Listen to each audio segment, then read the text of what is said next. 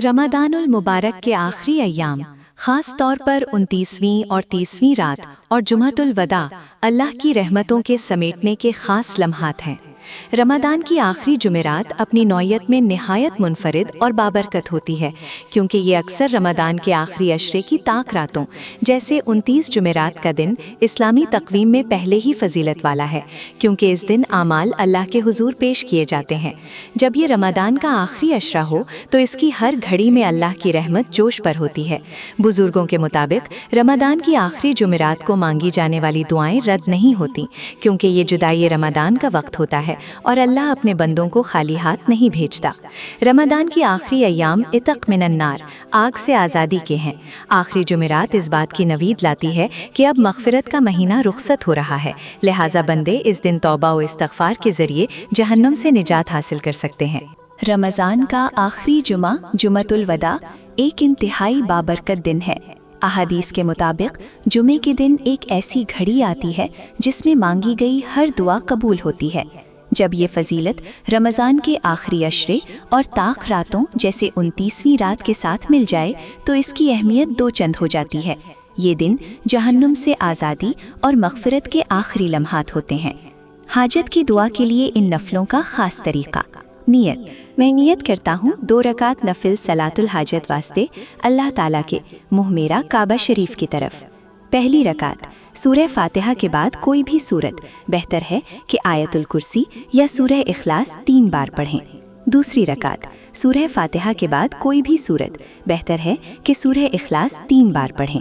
सलाम के बाद सजदे में जाकर या बैठकर निहायत आजिज़ी से ये दुआ पढ़ें। ला इलाहा इल्लल्लाहुल हलीमुल करीम, सुब्हानल्लाहि रब्बिल अर्शिल अज़ीम, अल्हम्दुलिल्लाहि रब्बिल आलमीन। इसके बाद अल्लाह के हुजूर अपने गुनाहों की माफ़ी मांगे और अपनी मुराद पेश करें। अगर आप चाहते हैं कि आपकी दुआ मोजज़ाती तौर पर कबूल हो तो जुमअतुल वदा के दिन असर से मगरिब के दरमियान ये अमल करें। दरूद इब्राहिमी 11 मरतबा पढ़ें।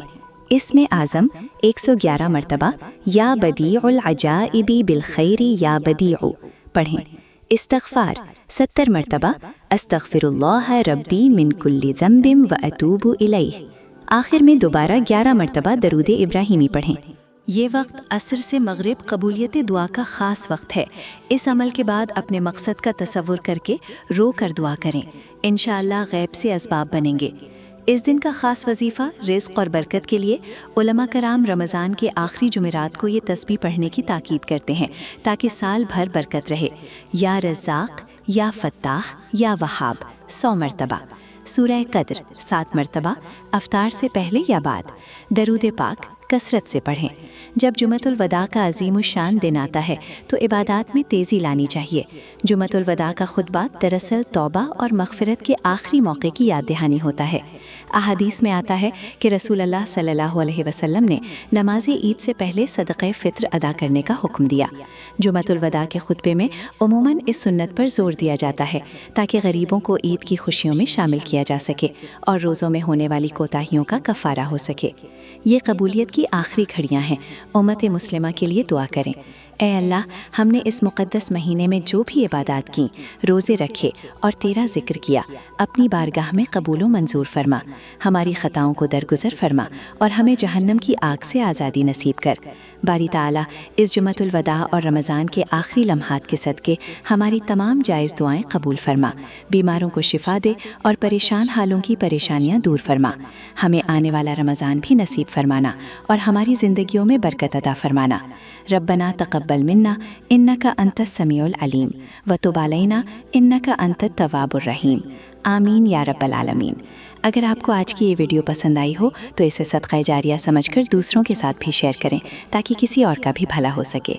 दुआओं में याद रखिएगा। अल्लाह हाफ़िज़।